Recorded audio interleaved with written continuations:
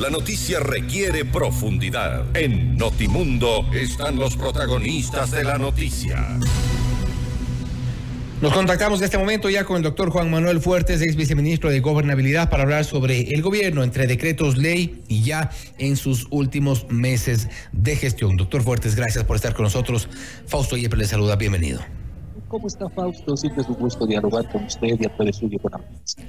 Doctor, a raíz de la muerte cruzada se pensaba que esto podía de alguna forma reenrumbar al gobierno en lo poco de gestión que le queda tras esta decisión, pero no sale de la crisis.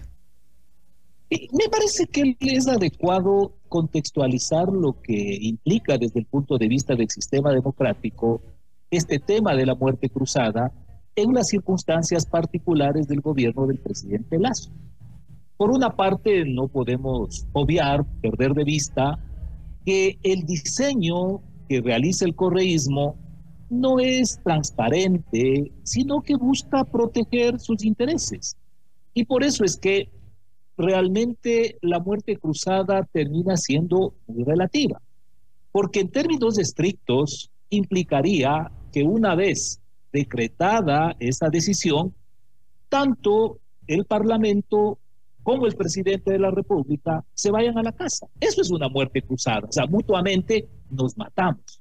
Lo cierto es que en la arquitectura que efectúa el correísmo se establece que durante aproximadamente 6 meses el presidente continúa en funciones y se lo hace además bajo la tácita hipótesis o posibilidad que el presidente en funciones sea un candidato con serias opciones a la reelección. De tal modo que en el objetivo que establece el correísmo, lo que se trataba es de que le manda a la Asamblea, al Parlamento, a la casa, y el presidente se queda siendo candidato y con toda la estructura de gobierno a su favor. Eso es lo que determina que se produzcan una serie de distorsiones en la circunstancia específica, porque resulta que el presidente Lasso no está compitiendo para esta elección complementaria que va a tener lugar en las próximas semanas. Y entonces aquí se trastoca sustancialmente esta facultad que establece la Constitución de que el presidente siga legislando a través de decretos ley calificados con carácter urgente en materia económica.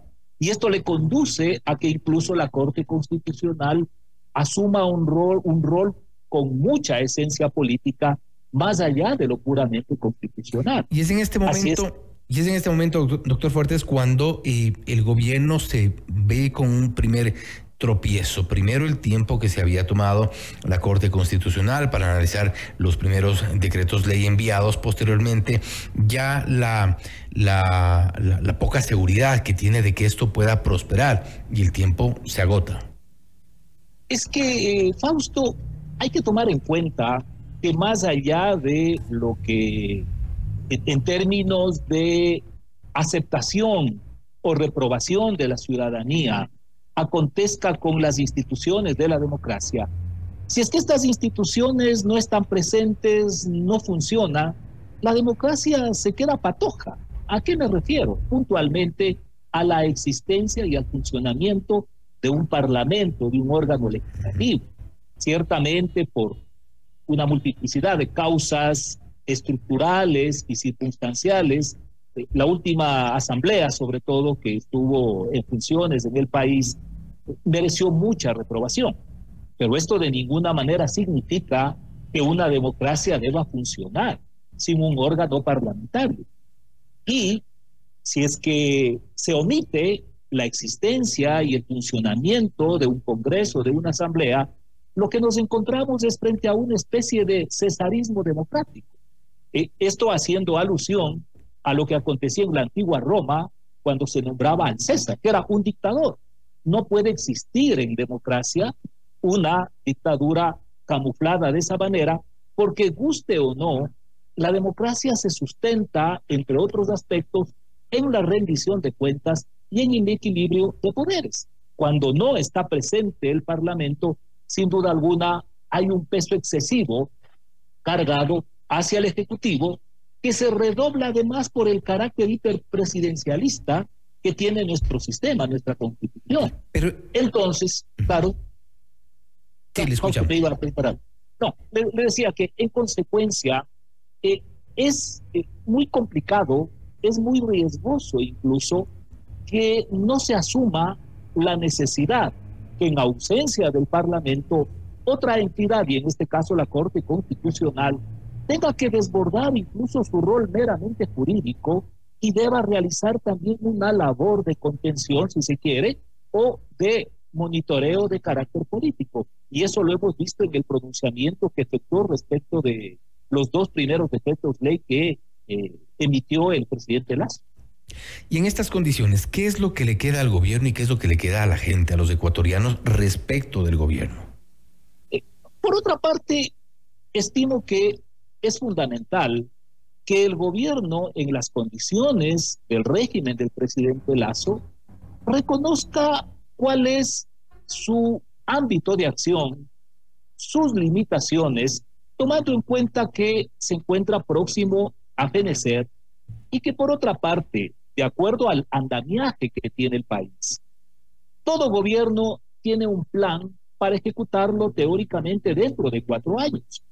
Y para impulsar la concreción de ese plan, se requiere, además de las competencias estrictamente ejecutivas, también de la contribución del Parlamento.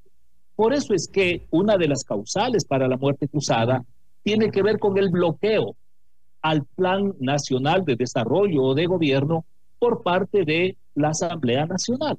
Entonces, lo lógico es que una serie de medidas que tengan ciertas condiciones estructurales estén vinculadas con ese plan de gobierno y por tanto, eventualmente, algunos decretos ley tendrían que ver con la implementación de ese plan de gobierno.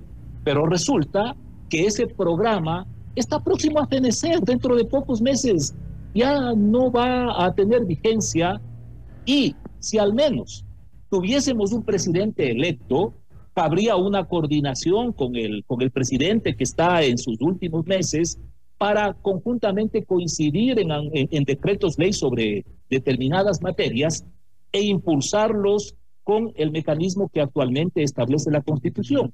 Pero no siendo ese el caso, incluso se corre el riesgo que el próximo presidente de la República considere que estos decretos ley emitidos por el presidente Lasso contrarían el propósito de su plan de gobierno, es decir, del plan de gobierno del nuevo presidente, y de esa forma el país se va involucrando en un escenario mayor de incertidumbre que me parece no es exacto.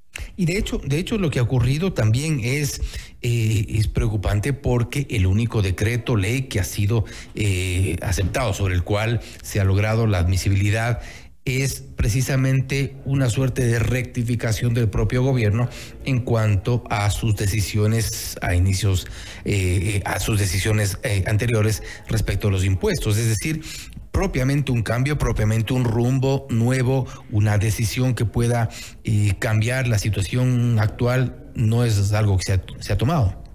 No, y claro, digamos que en esencia esto implica una suerte de contradicción, porque si se formula una propuesta que finalmente se convierte en ley sobre una reforma tributaria, se supone que tenía que ver con una de las 3 patas de las que siempre nos hablaron cuando estuvimos en el gobierno, junto con la flexibilización laboral y el incentivo a las inversiones, para ese programa de 4 años. Por eso sí resulta llamativo, por decirlo menos, porque en definitiva es contradictorio, que luego se formule una propuesta que termina siendo, a través de decreto ley, ahora una ley, para dar marcha atrás en lo que se decidió hace más de un año.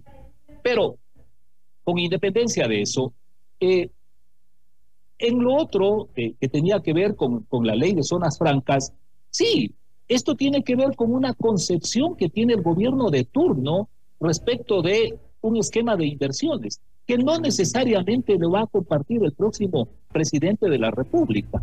Así es que estimo que lo adecuado, considerando el tiempo que le resta de vigencia al gobierno del presidente Lasso, es no generar ruidos innecesarios, polémicas, nuevas confrontaciones, en este caso con la Corte Constitucional, y a menos que se trate de asuntos estrictamente emergentes que requieran de reformas legislativas, más bien operar, desarrollar las gestiones, desplegar las actividades en el marco de las competencias exclusivas del Ejecutivo, prescindiendo de las reformas legislativas, porque vemos que, por un lado, generan otra vez controversia, contienda, confrontación, y por otra parte le dejan la incertidumbre al país, porque ¿quién puede asegurar que lo que a través de un decreto ley termina siendo determinado por el presidente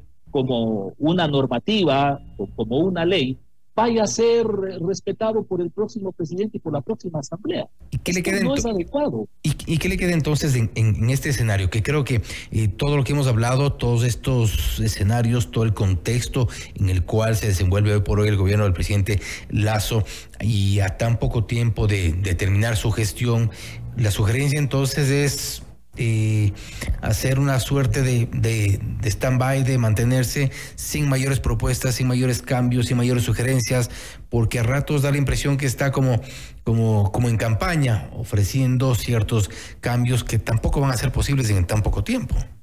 Por supuesto, pues considero que debe reconocer cuál es la situación concreta, no solo en cuanto al tiempo que le queda de duración al gobierno, sino también a su debilidad, porque es diferente cuando, independientemente que esté próximo a terminar su periodo, un gobierno tenga una fortaleza política que le da una legitimidad moral y social para implementar algunas decisiones que puedan permanecer en el tiempo, a un escenario en el que la fragilidad desde el punto de vista político y consecuentemente de la legitimidad, en cambio le tornan también débil cualquier decisión que en una materia legislativa como es la que se establece a través de un decreto ley termine aprobándose, porque, como reitero, nos deja a los ecuatorianos en la incertidumbre, y particularmente considerando que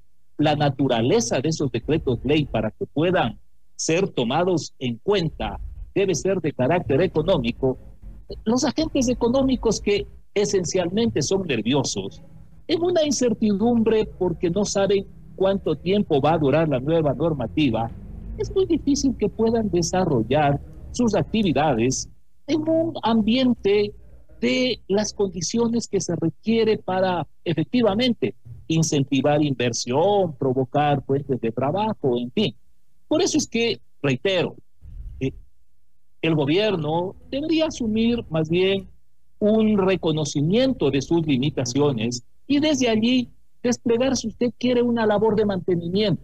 Claro está, hay un tema que sí debe ameritar responsablemente una prevención, tomar las medidas adecuadas oportunamente, que es lo que se viene con el fenómeno del Niño.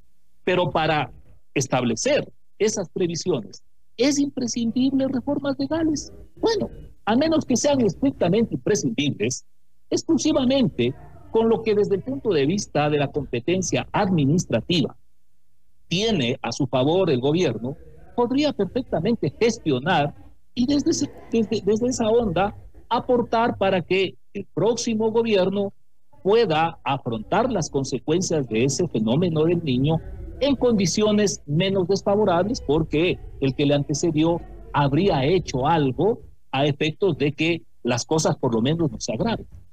Algunas anotaciones de este análisis: del tiempo es corto, hay debilidad en el gobierno y también falta reconocer la fragilidad política que tiene. Doctor Fuertes, nuevamente gracias por haber estado con nosotros. Igual estaremos dando seguimiento a ver qué es lo que ocurre en estos pocos meses que le queda al gobierno. Gracias, Pau, a usted y a la audiencia. Gracias. Ha sido el doctor Juan Manuel Fuertes, ex viceministro de Gobernabilidad, hablando sobre el gobierno entre decretos ley y sus últimos meses de gestión, que debe pasar también por una autocrítica el gobierno y reconocer su fragilidad, también que el tiempo es corto, sin duda, y hay cambios que no podrán generarse. Esto es Notimundo Estelar, siempre bien informados.